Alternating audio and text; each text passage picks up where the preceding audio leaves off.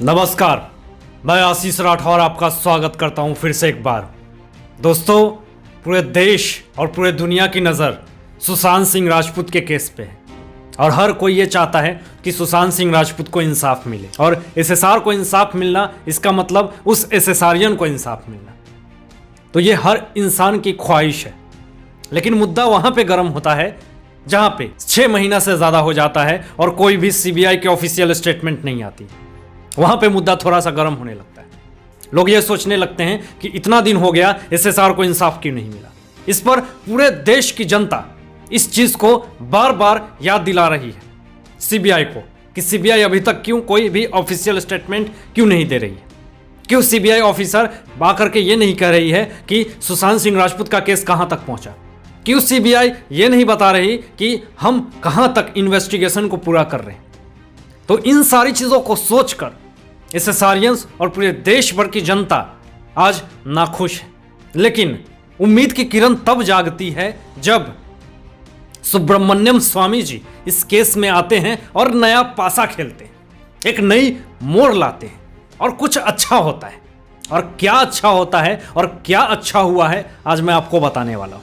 मैं आपको बता दूं कि जिस तरह से अभी दिल्ली में लोग सीबीआई ऑफिस के दफ्तर के बाहर जाकर के आए दिन रैलियां कर रहे हैं और लोग जस्टिस फॉर एसएसआर के नारे लगा रहे हैं और ये पूछ रहे हैं कि सीबीआई की अभी इन्वेस्टिगेशन कहां तक पहुंची है, उस पर जवाब चाहिए हमें। तो इससे सीबीआई हरकत में आती है और कहते हैं ना, किसी चीज को जब तक बार बार याद न दिलाओ, जब तक बार बार सुई नहीं चुभाओगे, तब तक वो इंसान उस चीज का रिप्लाई नहीं करता है।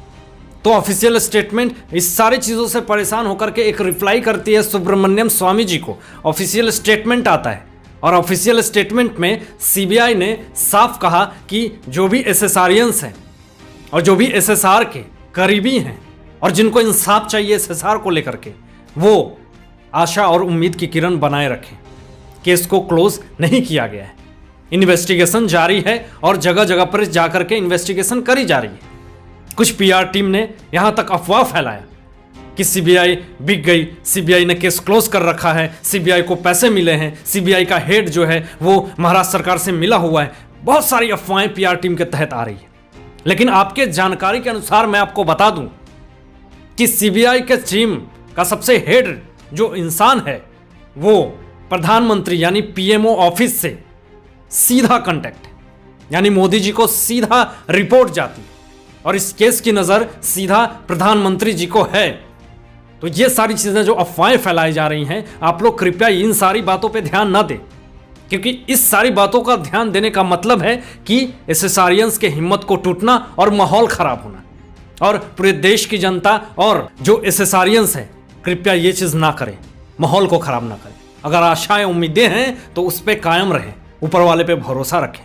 किसी चीज़ में लिखा था, पढ़ा था हमने कि खुदा के दरबार में देर होता है, अंधेर नहीं होता है। आज नहीं तो कल इंसाफ मिलेगा और इंसाफ की ज्योति जलेगी। लोग ये सोचते थे कि एसएसआर केस को दबा दिया जाएगा, लेकिन अभी तक इन्वेस्टिगेशन जारी है। अभी जो सबसे बड़ी ब्रेकिंग न्यूज़ आ रही है, जो हमारे पास आई है और करेंटली आई है, ये अपने आप में एक बहुत बड़ी ब्रेकिंग न्यूज़ है और दिमाग को हिला देने वाली है। कहते हैं ना कि अगर हम किसी के साथ बुरा करते हैं तो खुदा नहीं बुरा करता है, उसके कर्म उससे बुरा उसके साथ होने लगता है।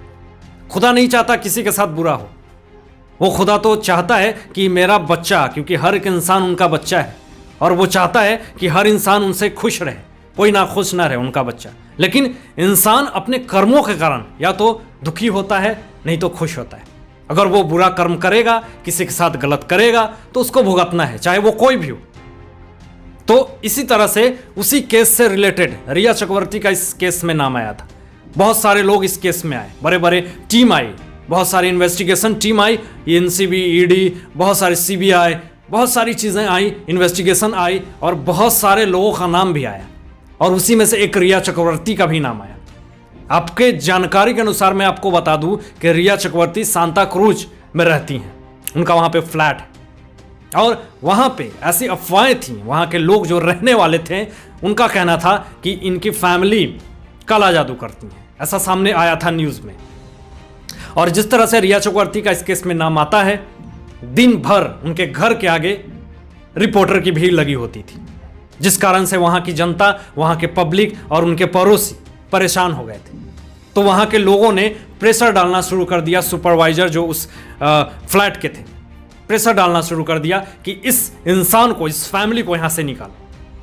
तो इस तरह से उनके ऊपर प्रेशर बनाया गया। तो 1-2 दिन पहले की बात है, ऐसी घटना है जो सामने आई है और मैंने खुद इस चीज़ को पढ़ा कि वो खार रोड में फ्लैट, मतलब घर को दर बदर भटकती हुई, ढूंढती हुई फिर रही हैं, कहीं भी पनाह मिल जाए।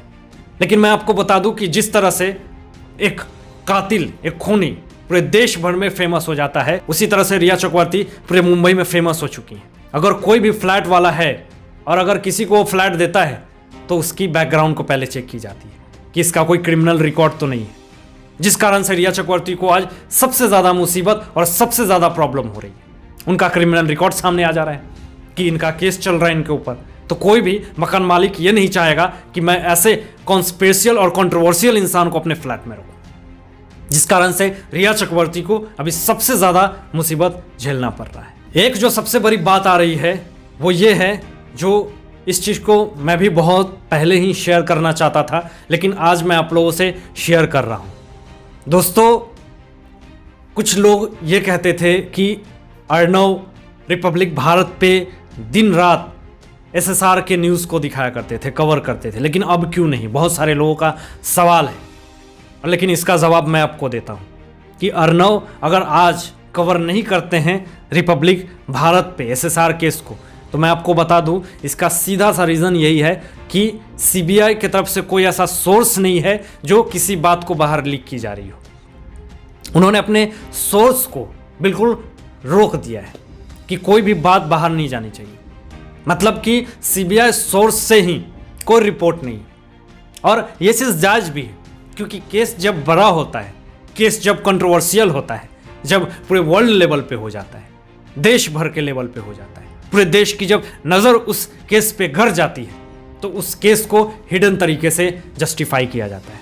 क्योंकि इससे क्या होता है कि एक छोटा सा भी अगर केस का पॉइंट लीक होता है तो इससे मुजरिम जो है वो सचेत हो जाता है। लोगों को तो ये भी उम्मीद नहीं था कि सीबीआई इस केस में आएगी, लेकिन सीबीआई आती है तो एक आशा और उम्मीद की किरण दिखती है कि एसएसआर को इंसाफ मिलेगा। भले थोड़ा देर हो, लेकिन इंसाफ ज़रूर मिलेगा।